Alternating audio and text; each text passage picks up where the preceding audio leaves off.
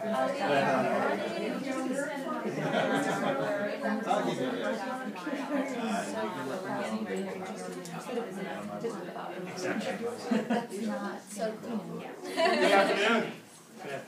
Welcome. Thank you for joining us today. My name is Bob Hupp. I'm the producing artistic director at Arkansas Rep. And this is Angel Galloway, who is our communications director at Arkansas Rep. And the only reason she's there and I'm here is because she has far more skill moving this thing along than I do. It'd be bad if I was standing there. So we're going to kind of tag team our conversation today. And of course, it is a conversation. We have 35 minutes. And we're here to talk a little bit about Arkansas Rep's sort of goals and strategies around the idea of audience engagement, specifically as it relates to community partnerships. But even though we've got slides and stuff to talk about, this is an informal conversation. So if there are things that you have questions about, things that you want to elaborate on, things that sound stupid to you, please don't hesitate to interject, and so that we can keep this as a conversation, even though I'll keep talking until something forces me to stop. This is Arkansas Repertory Theater. We are on Main Street in Little Rock, Arkansas. That is an old furniture building that was converted into a theater in 1986, and that's where we have our 377-seat house. We're a Lord D theater with a budget of about $3.4 million, and we have a staff of 23 people. But one of the challenges we face at Arkansas Rep is there is not a large artistic base in Arkansas Rep. So a lot of our artists, we bring in about 120 artists a year, actors, designers, directors, and so that eats up a big chunk of our budget of artists and artist hospitality. And so one of the factors, one of the overriding characteristics of our conversation today is the partnerships that we form and our strategies for forming them are all done with extremely limited resources. Angel is a marketing team of herself and half of a person. That's not to diminish the other person. It's rather that they share themselves with the development staff. So she gets the part-time of one other staff member and herself, and myself helping her out when I can.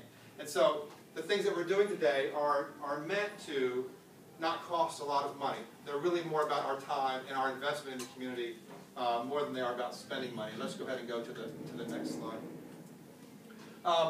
What we'll talk about today is our model really focuses on, we're going to review the principles of our audience engagement model. We're going to talk about the values that the theater exports, that we work internally, and also how we export the values of our institution across our model, our partnership building. And then we'll give you some specific examples of how we have built relationships and worked on sustaining them. The guiding principles that we focus on, everything we do, all the decisions we make when it comes to audience engagement, derive from and are tied to the artistic work. I don't think there can be any separation institutionally or programmatically from engagement activities and the artistic work. That's the center point, the centerpiece of everything we do. We try to integrate everything we do into our community. This is very important, and I'll tell you, nothing that we're talking about, we did these slides last week before we came to Philadelphia. So earlier in our session today, we heard the importance of repetition, that one-offs are just that, one and off. And so all of our community engagement activities are about repetition. That doesn't mean that we repeat them exactly as they were created in their beginning. They change, they morph. But we try to, even the disasters, and we have had plenty of our shares of engagement disasters, we try to pick that nugget or that kernel of that engagement activity that works and then use that as a building block for an additional engagement or a new approach to engagement. So repetition is so important. And then finding specific affinity groups, and we define affinity in different ways. It can be content-driven. It can be person-to-person driven. There are different ways of finding affinity, and so we try to find different ways of connecting to other organizations, other influence peddlers in our community that can help us drive and build community partnerships. When we talk about integrating it into the artistic work, one of the most important things that we try so hard to do, we're not always successful at this because it's not always impossible to plan 24 months out. But that's one of the keys to our community building, our partner building, is working on their time frame and not ours. We're so good at thinking about season to season to season to season because that's how our mind works. That's how our budgets work.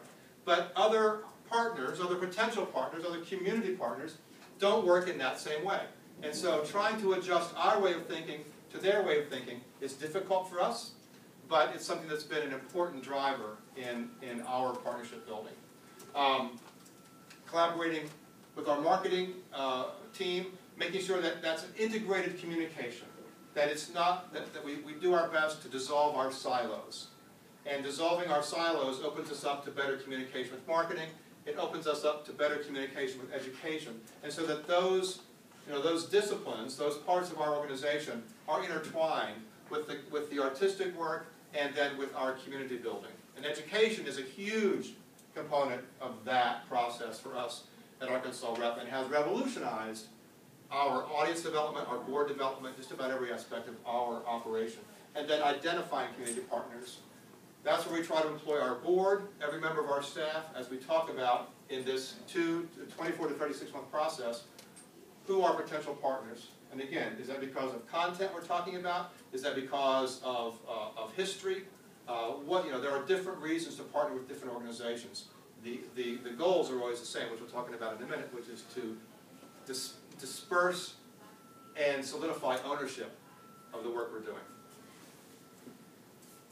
And you'll stop and tell me when it's your turn, which is now. So, I'm going to talk at you a little bit from back here, but Bob mentioned integration into the community. So one of the things that we seek to do, I can come up here. It's a good thing about, she can, with the iPad, she can like move around. We try to seek out established programming that's already existing in our community. We're looking for ways to plug into things that are already happening and programs that are already being done that are successful. Ways to get outside of our building. I know everybody's doing talkbacks and pre-shows and all that, but looking for ways to get yourself out of the community so it's not always about come to me, come to my thing, plugging into what other people are doing so they know that you think their programs are as important as well. Providing value to partner programming. Oftentimes these people have a schedule they need to fill. They have educational goals. What are those and how can you plug into those? And then pairing with strong promotional partners. You're wanting to look for people that can help make the program successful for you. They're into the emails, the social media. They can do all that promotion and help you, and you both can work together to make that successful. And while she's flipping this slide, I want to emphasize this idea of getting outside your building. We talked about that in our earlier session today. The importance of breaking down those barriers, and those are physical barriers as well. We've had so much success with our partnerships, with sustaining our partnerships. Again, meeting our partners more on their terms, means physically meeting them on their terms as well, and getting our work, our artistic work, out of our building, getting our surround events out of our building and into the world of our partners. So we talked a little bit about repetition and consistency. We like to provide meaningful content to our partners, train audiences what to expect, do these, promote these on a schedule so people know when to expect it. You're going to be there, you're going to be at the panel, it's going to happen with every show. It's normally the same time if you can work it in your schedule the same week with every show. And then again, providing value to those content seekers so you're making their job easy when they're looking to fill those slots. So affinity groups, Bob talked a little bit about using the themes to find partners. I know you all are looking at your programming and trying to find ways to pull out themes that will apply to what other people are doing in the community, what is going to engage them, what's going to be relevant to them. We also try to reach out to non-arts partners. We're going to have some examples a little bit later that are a little bit tangential, but still fun and still engage hopefully a new group of people. And we're going to talk a lot about promoting a sense of ownership in the success of your programming. And I'll emphasize that point as well, that sense of ownership is what's... Can you go back one step? I'm sorry, that's going really fast. Oh, and we're going to make these available too, right? Mm-hmm. Yes. Sure.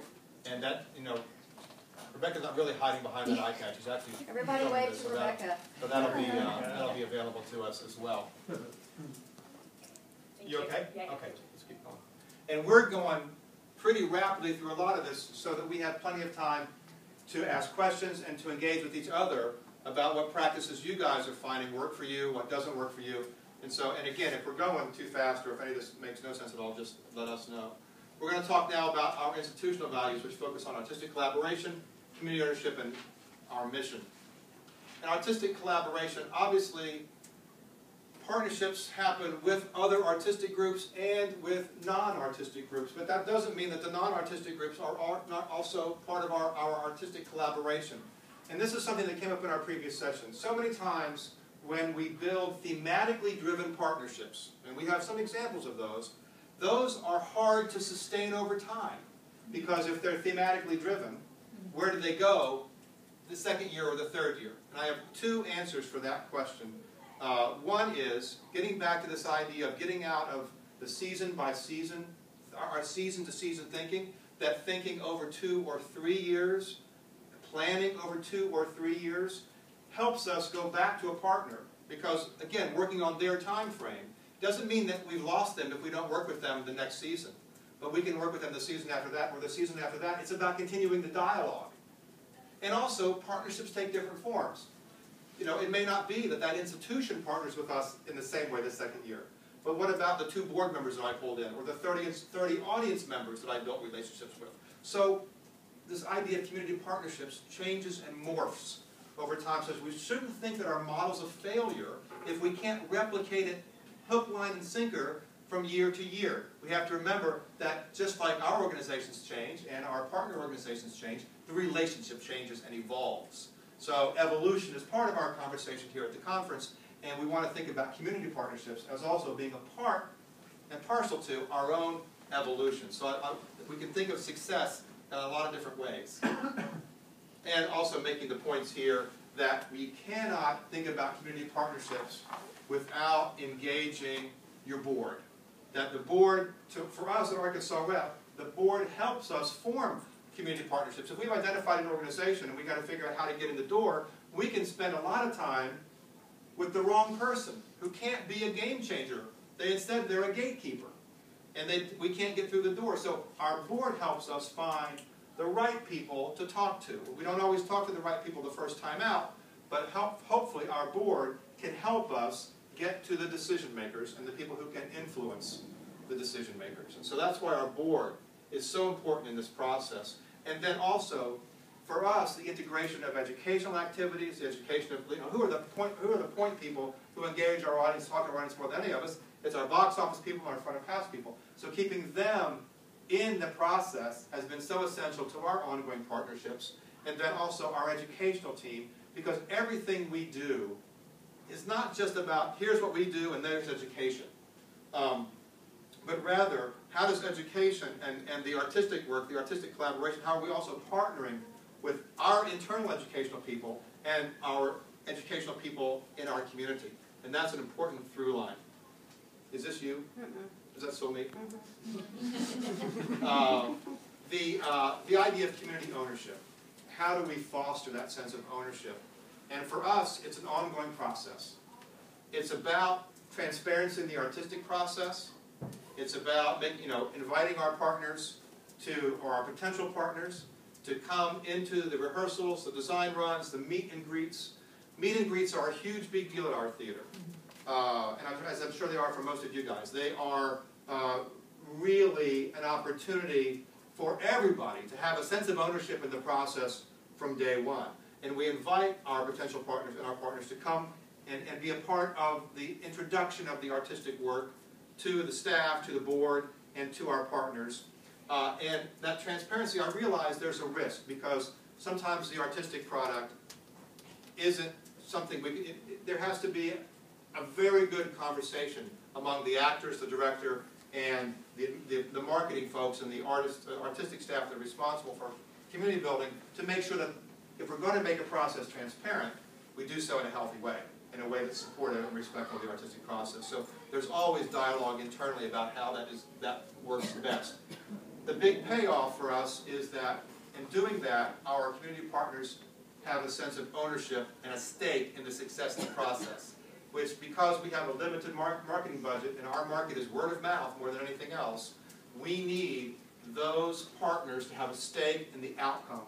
And part of our goal then is making sure they have fostering that sense of stake in the outcome so that they help us bring people in to see the work. That's that point right there, and that's that point right there. We can move on. And this is, again, audience engagement is part of our mission. And I believe that it's vital to everything we do. And that's why it's a part of our mission. That's why we've chosen to put it in writing. And that's why that the artistic conversation involves and engages everybody in our institution, from the box office to the board, and it's tied directly back to our mission. And everything we do is evaluated by how it supports our mission. Now we're going to talk about implementation. This is the final phase of our part of this conversation. There's 3 examples of how we've taken these guiding principles that we just talked about, and these are 3 examples of engagement activities we've been doing over a series of years. This one we started about 7 or 8 years ago. Pieces of it are still ongoing. This one we started 8 years ago. It's still ongoing. And this one we've been doing for about, since you've been there, about 5 years. So I'll talk about the first couple. It happened in Little Rock as an example of audience engagement at Arkansas Rep. It was a New Generations grant from TCG that started a program tied to the, if you're familiar with Little Rock history, you know that in 1957, the 101st Airborne came in, and Little Rock was torn apart by the desegregation of Central High School. It was, it's a dark period in Arkansas's history that led to the sort of modern civil rights movement. One of the first shots across the bow, if you will, the modern civil rights movement. There was a plan to have a commemoration of the 50th anniversary this is 2007, right?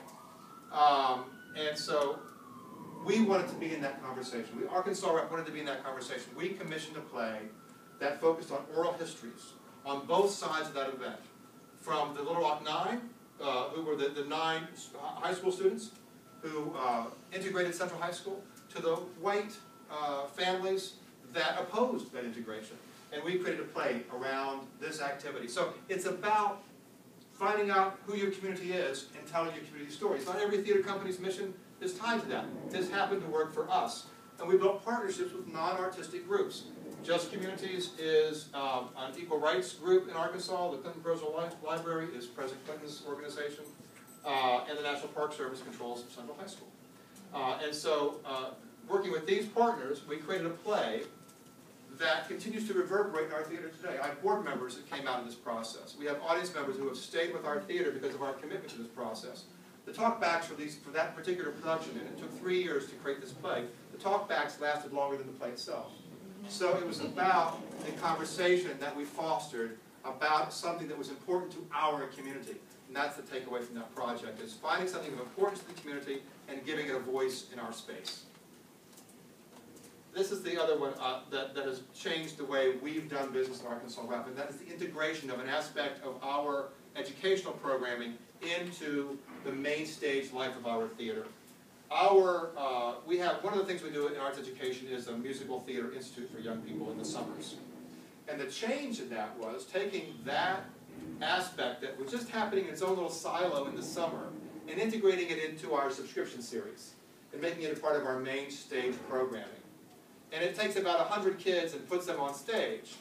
And the change was revolutionary because audiences responded so positively to these productions. Our entire production staff, this was not something that, again, it wasn't siloed off. It was our entire resident team of professional artists creating a project out of our educational programming that then changed our audience's perception of the importance we put on education. It changed our donor base. It changed the composition of our board of directors. And it has revolutionized our organization because we tied it, again, to another affinity group, which is the families that live in our community. And moving in conversation not just with the parents, but with their children. And making it that sort of multi-generational approach that has done we have gone to extraordinary lengths to integrate it into our work, and the payoff has been successful. We've been doing it for about 8 years. It gets back that sense of repetition. So that now it becomes a huge driver for income. It becomes a huge driver for the goodwill that we try to foster in our community. And that's, good. You can't underestimate the power of goodwill, of building goodwill. It's not necessarily tangible in terms of dollars, but creating goodwill in your community goes so far towards all of our other goals. We sometimes overlook it. And then let's go ahead and talk about the next slide. And Angel will talk about this. So Bob mentioned two examples that involve actually creating programs. These are examples that we've been able to do that tie into programming that's happening consistently, the seasons that Bob is selecting when they go from the bottom through the top. In our new play development initiative, I don't know how many of you are familiar with the Oxford American Magazine. Their focus is Southern writing, and so we have a new play development, the Arkansas New Play Fest, that's focused on Southern playwriting. And so, exciting for us, they had a new building open on Main Street, which is right down the street from us, and so we moved our new play readings there, and so now we're able to partner with them, and we've been really excited about that. I want to hear more about how the psychiatric research started, because that went through development, but we partnered with Next to Normal with the University of Arkansas for Medical Sciences Psychiatric Research Institute and got them involved in that production. And tell a little bit about the conversations. You said a really good thing in the last session about how they started.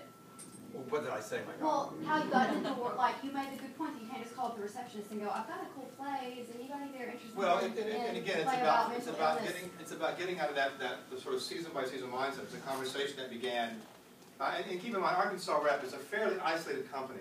There's not another Lord Theater for 300 miles from us, and so our work is fairly eclectic and fairly populist. If somebody from Arkansas is going to learn about theater, 9 times out of 10 they're going to come to us and come see our plays.